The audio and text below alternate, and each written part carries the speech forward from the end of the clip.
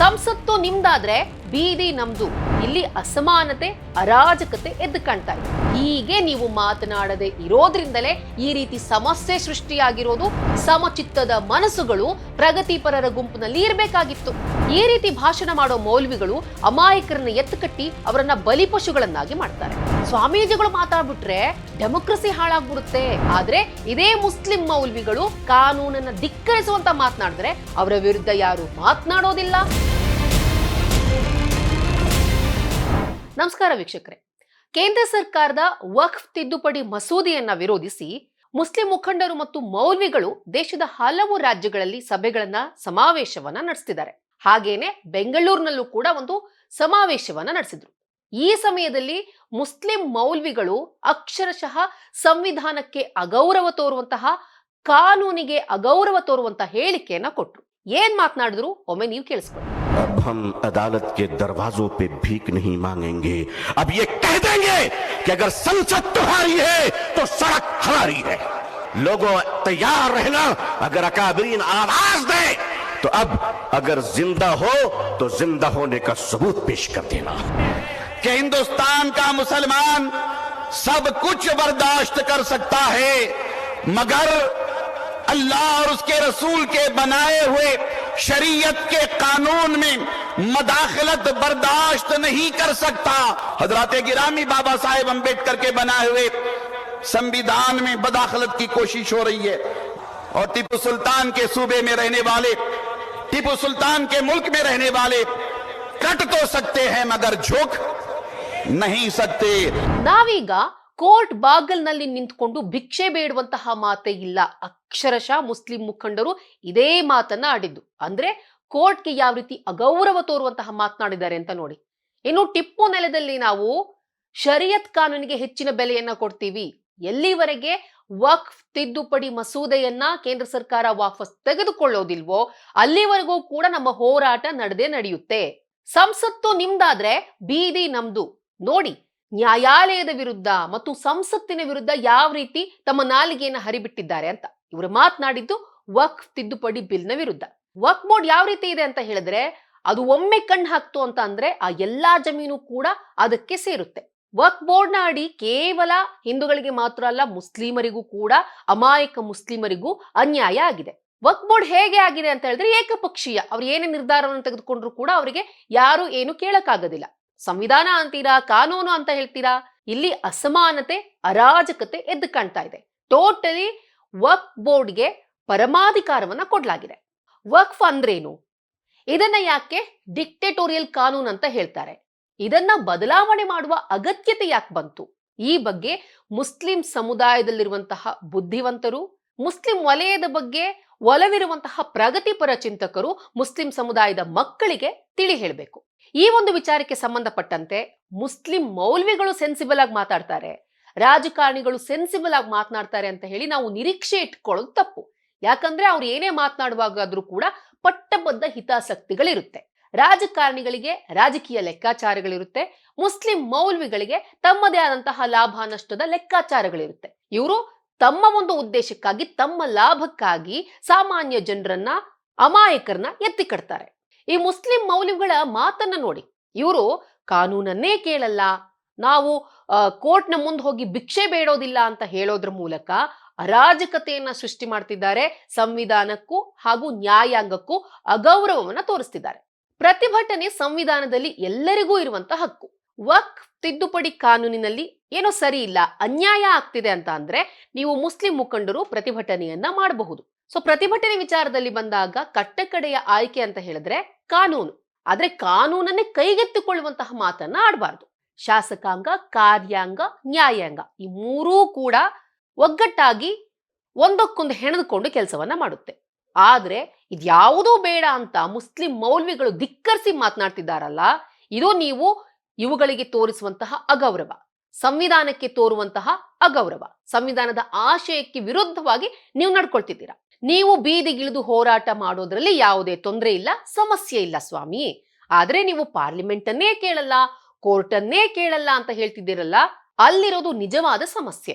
ಕಾನೂನನ್ನ ಕೈಗೆತ್ತಿಕೊಳ್ಳೋ ಮಾತನಾಡ್ತಿರೋ ಈ ಧಾರ್ಮಿಕ ಮುಖಂಡರೇನಿದ್ದಾರೆ, ಇವರಿಂದ ನಾವು ಹೆಚ್ಚಿನದನ್ನ ನಿರೀಕ್ಷೆ ಮಾಡೋದಕ್ಕೆ ಸಾಧ್ಯ ಇಲ್ಲ. But what should be others do? Muslim ಪರ ಇರುವಂತಹ ಪ್ರಗತಿಪರ ಚಿಂತಕರು, ಮುಸ್ಲಿಂ ಸಮುದಾಯದಲ್ಲೇ ಇರುವಂತಹ ಬುದ್ಧಿವಂತರು ಏನ್ ಹೇಳ್ಬೇಕು ಅಂತ ಅಂದ್ರೆ, ಈ ವಕ್ಫ್ ಅಂದ್ರೇನು, ವಕ್ಫ್ ತಿದ್ದುಪಡಿ ಯಾಕಿಷ್ಟು ಚರ್ಚೆ ಆಗ್ತಿದೆ ಅನ್ನೋ ವಿಚಾರದ ಬಗ್ಗೆ ಬೆಳಕು ಚೆಲ್ಲಬೇಕು, ಚರ್ಚೆ ಮಾಡಬೇಕು. ಈ ವಕ್ಫ್ಗೆ ಡ್ರೆಕೋನಿಯನ್ ಪವರ್ಸ್ ಇದೆ. ಈ ಪವರ್ಸ್ ಇದೆಯಲ್ಲ, ಅದು ಅಸಮಾನ ಸಮಾಜವನ್ನ ಸೃಷ್ಟಿ ಮಾಡುವಂತಹ ಒಂದು ಕಾನೂನು. ಹೀಗಾಗಿ ವಕ್ಫ್ ತಿದ್ದುಪಡಿ ಬಗ್ಗೆ ಚರ್ಚೆ ಆಗ್ತಾ ಇದೆ. ಕರ್ನಾಟಕದಲ್ಲಿ ನಾವು ಅನೇಕ ಉದಾಹರಣೆಗಳನ್ನ ನೋಡಿದೀವಿ. ಈ ವಕ್ಫ್ ಕಾನೂನಿಗೆ ಒಂದು ಸೆನ್ಸಿಬಲ್ ಟಚ್ ಕೊಡಬೇಕು ಅನ್ನೋ ಚರ್ಚೆ ನಡೀತಾ ಇದೆ. ಇದರ ಸಾಧಕ ಬಾಧಕಗಳು ಬೇರೆ ಬಿಡಿ, ಸಾಧಕ ಬಾಧಕಗಳು ಒಂದ್ ಕಡೆ ಇರ್ಲಿ. ಆದ್ರೆ ಇವರು ಈ ರೀತಿ ಕಾನೂನನ್ನ ಕೈಗೆತ್ತಿಕೊಳ್ತೀವಿ ಅಂತ ಹೇಳಿಕೆ ಕೊಡ್ತಾರಲ್ಲ, ಈ ರೀತಿ ಹೇಳಿಕೆಯಿಂದ ಬಲಿಯಾಗೋರು ಯಾರು, ಬಲಿ ಪಶುಗಳಾಗೋರು ಯಾರು? ಇವರು ಅಲ್ಲ, ಇವ್ರ ಮಕ್ಕಳು ಅಲ್ಲ, ಸಾಮಾನ್ಯ ಜನ, ಅಮಾಯಕರು ಇದಕ್ಕೆ ಬಲಿಯಾಗ್ತಿದ್ದಾರೆ. ಮೊನ್ನೆ ಉತ್ತರ ಪ್ರದೇಶದ ಸಂಬಾಲ್ನಲ್ಲಿ MLA ಮತ್ತು MP ಗಳ ನಡುವೆ ದೊಡ್ಡದಾಗಿ ವಾರೇ ನಡೀತು. ಈ ಸಮಯದಲ್ಲಿ ಅವರ ಮಕ್ಕಳಿರ್ಲಿಲ್ಲ, ಅವರ ಸಂಬಂಧಿಕರಲ್ಲಿರ್ಲಿಲ್ಲ, ಬಲಿಪಶುಗಳಾಗಿದ್ದು ಮುಸ್ಲಿಂ ಮಕ್ಕಳು, ಮುಗ್ಧ ಯುವಕರು. ಈ ರೀತಿ ಭಾಷಣ ಮಾಡೋ ಮೌಲ್ವಿಗಳು ಅಮಾಯಕರನ್ನ ಎತ್ತುಕಟ್ಟಿ ಅವರನ್ನ ಬಲಿಪಶುಗಳನ್ನಾಗಿ ಮಾಡ್ತಾರೆ. ಅವ್ರಿಗೆ ವಿಷಯನೇ ಗೊತ್ತಿರಲ್ಲ ರೀ, ಏನಿದು ವಕ್ಫ್. DJ ಹಳ್ಳಿಲ್ ಕೂಡ ಆಗಿದ್ದು ಇದೆ, ಸಂಬಾಲ್ನಲ್ಲಿ ಕೂಡ ಆಗಿದ್ದು ಇದೆ. ಇದು ಧರ್ಮ ಪ್ರೇರಿತ, ರಾಜಕೀಯ ಪ್ರೇರಿತವಾಗಿ ನಡೆದಿರುವಂತದ್ದು. ಇಂತಹ ಒಂದು ಘಟನೆಯಲ್ಲಿ ಬಲಿಯಾಗುವವರು ಮಾತ್ರ ಅಮಾಯಕರು. ಅವರುಗಳನ್ನ ಸರಿದಾರಿಗೆ ತರಬೇಕಾದವ್ರು ಯಾರು ಹೇಳಿ? ಈ ಸೋ ಕಾಲ್ಡ್ ಪ್ರಗತಿಪರರು ಹಾಗೂ ಆಯಾ ಸಮುದಾಯದಲ್ಲಿರುವಂತಹ ಬುದ್ಧಿವಂತರು. ಹಾಗೆ ಮಾಡದಿರುವಾಗ್ಲೇನೆ ಈ ರೀತಿ ಅಪಾಯ ಸೃಷ್ಟಿಯಾಗುತ್ತೆ. ಮುಸ್ಲಿಂ ಮುಖಂಡರ ವಿರುದ್ಧ, ಮೌಲ್ವಿಗಳ ವಿರುದ್ಧ ಮಾತನಾಡೋದಕ್ಕೆ ಯಾಕೋ ಪಾಪ ನಮ್ಮ ಸೋ ಕಾಲ್ಡ್ ಪ್ರಗತಿಪರ ಚಿಂತಕರ ಬಾಯಿ ಅಲ್ಲಿ ಕಟ್ಟೆ ಹೋಗ್ಬಿಡುತ್ತೆ. ಒಂದ್ ವೇಳೆ ನಾವು ಮುಸ್ಲಿಮರ ವಿರುದ್ಧ ಮಾತನಾಡ್ಬಿಟ್ರೆ ನಮ್ಗೆ ಬಲಪಂಥೀಯರು ಅನ್ನೋ ಟ್ಯಾಗ್ಲೈನ್ ಕಟ್ಬಿಡ್ತಾರೇನೋ, ಅವ್ರಿಗೆಲ್ಲಾದ್ರೂ ಬೇಜಾರಾಗ್ಬಿಡುತ್ತೇನೋ ಅನ್ನೋ ಹಿಂಜರಿಕೆನೋ ಗೊತ್ತಿಲ್ಲ. ಅಥವಾ ಅವ್ರ ವಿರುದ್ಧ ಮಾತಾಡ್ಬಿಟ್ರೆ ಎಲ್ಲಿ ನಮ್ ಕುತ್ತಿಗೆಗೆ ಬಂದ್ಬಿಡುತ್ತೇನೋ ಇದ್ರೂ ಇರ್ಬೋದು. ಏನೋ ಒಂದಂತೂ ಖಂಡಿತವಾಗ್ಲೂ ಇದೆ. ಆದ್ರೆ ಹಿಂದೂ ಸಂತರು ಸಮಾವೇಶವನ್ನ ನಡೆಸಿ ನಮ್ಮ ಧರ್ಮದ ರಕ್ಷಣೆಯನ್ನ ನಾವು ಮಾಡಬೇಕು, ನಮ್ಮ ಧರ್ಮವನ್ನ ಗೌರವಿಸುವಂತಹ ಸರ್ಕಾರವನ್ನ ನಾವು ಆಯ್ಕೆ ಮಾಡಬೇಕು, ನಮ್ಮ ಧರ್ಮ ಅಪಾಯದ ಅಂಚಿನಲ್ಲಿದೆ, ನಾವೆಲ್ಲರೂ ಒಗ್ಗಟ್ಟಾಗಿ ಹೋರಾಟ ಮಾಡಬೇಕು ಅಂತ ಹಿಂದೂ ಸಂತರು ಕರೆ ಕೊಟ್ರೆ ಸೋ ಕಾಲ್ಡ್ ಪ್ರಗತಿಪರರು, ಈ ನಾಯಕರುಗಳೆಲ್ಲ ಮುಗಿ ಬೀಳ್ತಾರೆ ಒಬ್ರ ಹಿಂದೆ ಒಬ್ರು. ಒಬ್ಬ ರಾಜಕೀಯ ನಾಯಕ, ಕಾಂಗ್ರೆಸ್ ಪಕ್ಷದ ನಾಯಕ ಏನ್ ಹೇಳ್ತಾರೆ ಅಂತ ಹೇಳಿದ್ರೆ, ನೀವು ಕಾವಿ ಬಿಟ್ಟು ರಾಜಕೀಯಕ್ಕೆ ಬನ್ನಿ, ಸಂವಿಧಾನದ ಮೇಲೆ ನಿಮ್ಗೆ ಗೌರವ ಇಲ್ಲ ಅಂತ ಹೇಳಿದ್ರೆ ನಕ್ಸಲೈಟ್ಗಳು ಹಾಗೂ ಭಯೋತ್ಪಾದಕರು ಇದೇ ರೀತಿ ಮಾತಾಡ್ತಾರೆ. ಅಂದ್ರೆ ಸ್ವಾಮೀಜಿನ ಅಲ್ಲಿ ಕಂಪೇರ್ ಮಾಡ್ತಿದ್ದಾರಾ?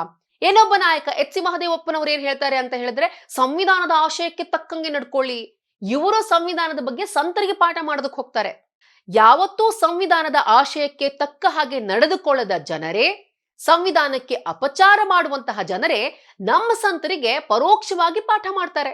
ಸ್ವಾಮೀಜಿಗಳು ಮಾತಾಡ್ಬಿಟ್ರೆ ಡೆಮೋಕ್ರಸಿ ಹಾಳಾಗ್ಬಿಡುತ್ತೆ, ಸಂವಿಧಾನಕ್ಕೆ ಅಪಚಾರ ಮಾಡ್ತಿದ್ದಾರೆ ಅಂತ ಹೇಳಿ ಬಾಯಿಗೆ ಬಂದ ಹಾಗೆ ಎಲ್ಲರೂ ಕೂಡ ಮಾತನಾಡ್ತಾರೆ. ಆದ್ರೆ ಇದೇ ಮುಸ್ಲಿಂ ಮೌಲ್ವಿಗಳು, ಮುಖಂಡರು ಕಾನೂನನ್ನೇ ಕೈಗೆತ್ಕೊಳ್ತೀವಿ, ಕಾನೂನಿನ ತೀರ್ಪೇ ನಮ್ಗೆ ಬೇಡ ಅಂತ ಹೇಳಿ ಕಾನೂನನ್ನ ಧಿಕ್ಕರಿಸುವಂತ ಮಾತನಾಡಿದ್ರೆ ಅವರ ವಿರುದ್ಧ ಯಾರು ಮಾತನಾಡೋದಿಲ್ಲ, ತುಟಿಕ್ ಪಿಟಿಕ್ ಅನ್ನೋದಿಲ್ಲ, ಒಂದು ಚಕಾರವನ್ನು ಕೂಡ ಎತ್ತೋದಿಲ್ಲ. ಹೀಗೆ ನೀವು ಮಾತನಾಡದೆ ಇರೋದ್ರಿಂದಲೇ ಈ ರೀತಿ ಸಮಸ್ಯೆ ಸೃಷ್ಟಿಯಾಗಿರೋದು, ಅವರು ಈ ರೀತಿ ಹೆಚ್ಕೊಂಡಿರೋದು.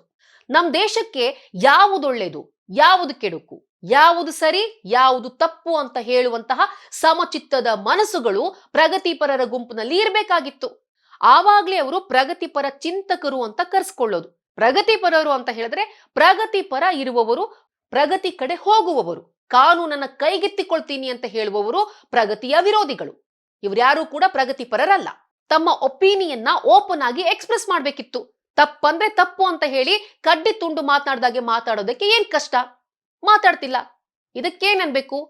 ಡಬಲ್ ಸ್ಟ್ಯಾಂಡರ್ಡ್ ಅನ್ಬೇಕೋ, ರಣಹೇಡಿತನ ಅನ್ಬೇಕೋ? ನಾನಂತೂ ರಣಹೇಡಿತನ ಅಂತ ಹೇಳ್ತೀನಿ. ಯಾಕಂತಂದ್ರೆ ಎಲ್ಲಿ ಮಾತಾಡ್ಬಿಟ್ರೆ ಭಯ ಆಗ್ಬಿಡುತ್ತೇನೋ ಅನ್ನೋ ರಣಹೇಡಿತನ ಈ ಪ್ರಗತಿಪರರಿಗೆ. ಸರ್ ತನ್ಸೆ ಜುದಾ ಈ ಲೈನು ಇವ್ರ ಕಿವಿಯಲ್ಲಿ ಆಗಾಗ ಗುಯಿಗುಡುತ್ತಾ ಇರುತ್ತೆ ಅನ್ಸುತ್ತೆ. ಹೀಗಾಗಿ ಬಾಯಿಗೆ ಬೀಗ ಹಾಕೊಂಡು ತೆಪ್ಪ ಕೂತ್ಕೋತಾರೆ. ಹಾಗಾಗಿ ನಾವು ಪ್ರಶ್ನೆ ಮಾಡ್ಬೇಕಿದೆ.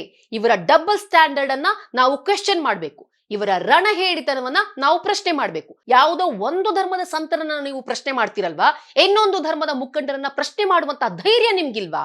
ಸಂವಿಧಾನದ ಬಗ್ಗೆ ಮಾತನಾಡುವಂತಹ, ಸಂವಿಧಾನದ ಪುಸ್ತಕವನ್ನ ಕೈನಲ್ಲಿ ಹಿಡ್ಕೊಂಡು ಝಳಪಿಸುವಂತಹ ರಾಜಕಾರಣಿಗಳ ಬಗ್ಗೆ ನಾವು ಇವತ್ತು ಮಾತನಾಡಲೇಬೇಕು.